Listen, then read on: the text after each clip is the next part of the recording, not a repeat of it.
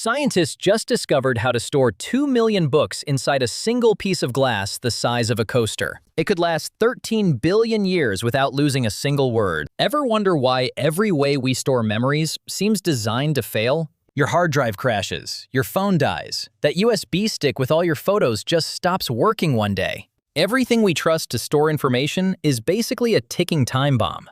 Today, I'll explain how 5D memory glass works like you're 5. By the end, you'll understand why we might be about to solve the one problem that's been quietly threatening to erase human history. Researchers at the University of Southampton figured out how to write data into glass using lasers. They're not writing on the surface, they're writing inside it. They're creating tiny structures smaller than bacteria that change how light moves through the glass. 5 different dimensions of information packed into microscopic dots. Position, size, orientation, and 2 more layers I'll get to in a second. It's like writing a book where every letter is also a color, a temperature, a sound, all at once. One disk can hold 360 terabytes of data, which is roughly 2 million books. The entire text of Wikipedia, every photo you've ever taken, every email you've ever sent. It fits on something you could use as a coaster. To put that in perspective, if you tried to print out 360 terabytes of text, you'd need a stack of paper taller than the Empire State Building, twice.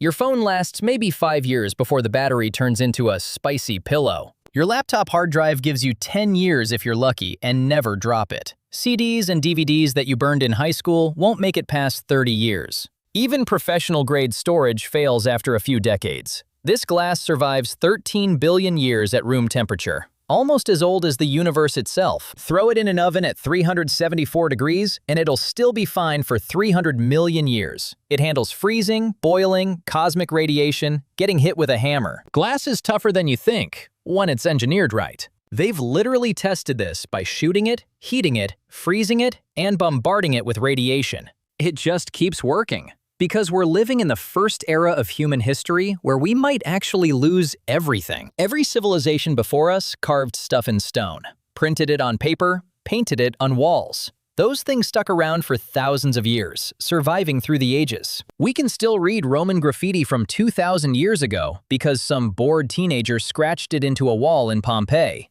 We can decipher Egyptian hieroglyphics carved into temples that have survived millennia. Your vacation photos are on a server somewhere that might not exist in 20 years. They're stored in a format that future computers might not even recognize. They're owned by a company that could go bankrupt, or just decide your free storage isn't worth it anymore. We're creating more information than ever before, and storing it in ways that are more fragile than ever before. It's like building the Library of Alexandria out of tissue paper and hoping it doesn't rain. Here's how it actually works, and this is where it gets wild. They use a laser that fires pulses a femtosecond long, 1 quadrillionth of a second. That's faster than your brain can process anything. Faster than light can cross the width of a human hair. The laser hits the glass and creates something called a nanostructure. Basically, a tiny controlled crack smaller than the wavelength of light. Each crack has 5 different properties they can control. Where it is in 3D space, that's the first 3 dimensions. How it's oriented in the glass, that's the 4th dimension. And how big it is, that's the 5th and final dimension. 5 dimensions, which is why they call it 5D memory. It's not like the 5D you see in a movie theater where they spray water at you during the ocean scene. This is actual geometric data storage in 5 measurable ways. When they want to read the data back, they shine polarized light through the glass. The light bends and changes based on those tiny structures inside. A computer reads the pattern and translates it back into ones and zeros.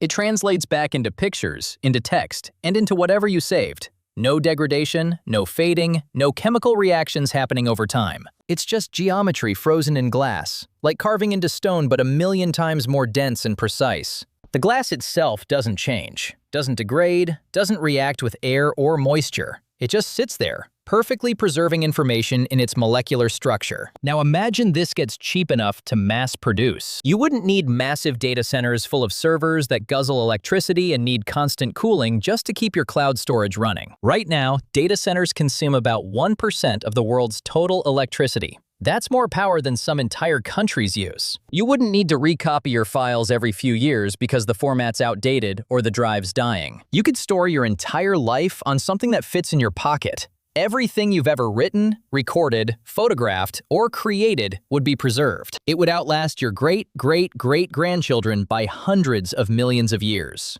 Libraries could archive every book ever written on a few shelves. Hospitals could store every patient record without worrying about crashes or ransomware. Governments could preserve historical records that survive the next disaster. No more hoping the backup generator kicks in when the flood hits. But wait, before you think this is just about saving your selfies forever, let me tell you what they've already stored on these disks. The Universal Declaration of Human Rights is preserved on one. The Magna Carta, Newton's Opticks, and the King James Bible too. They even stored the Foundation series by Isaac Asimov, a set of sci-fi books literally about preserving human knowledge through the collapse of civilization. The irony is almost too perfect. They're not just proving the technology works. They're creating a time capsule for a future that might not have us in it. If humans vanish tomorrow and some other species finds these disks a million years from now, they could read them. The glass will still be here. The data will still be intact. We'll have left behind an instruction manual for how we existed, what we knew, and what we thought mattered.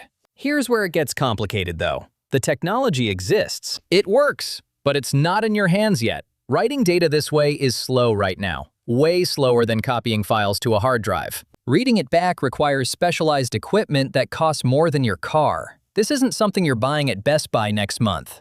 The researchers are working on it. They're speeding up the writing process, simplifying the readers, figuring out how to manufacture it at scale. But we're still years away from this being something regular people use. It's like we just invented the printing press, but only 3 people know how to operate it, and they're all in the same lab in England. The potential is massive. The execution is still catching up. The real question is whether we'll actually use it for the right things. Because here's the other side of permanent storage. Everything you save is permanent. That embarrassing tweet you wish you could delete? Imagine it's etched in glass forever. That photo you regret?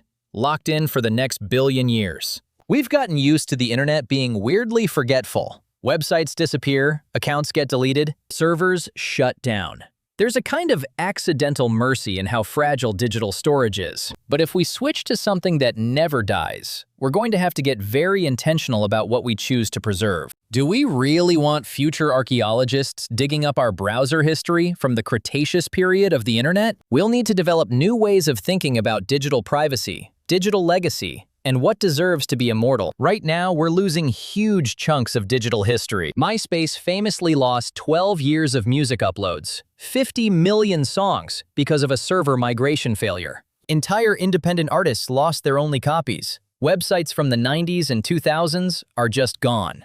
Early internet culture is vanishing, one failed server at a time. GeoCities, once home to millions of personal websites, disappeared almost entirely when Yahoo shut it down. This glass storage could change that. We could actually decide what matters enough to keep forever, instead of hoping the cloud doesn't evaporate. To recap, scientists can now store 360 terabytes of data in a piece of glass the size of a drink coaster. It lasts billions of years and survives basically everything short of being vaporized. It works by using femtosecond lasers to create nanoscale structures inside the glass that encode data in 5 dimensions. Right now, it's slow and expensive, but the technology is real and getting better. So here's the real question. If you could save one thing permanently, something that would outlast countries, languages, and maybe even our species, what would it be?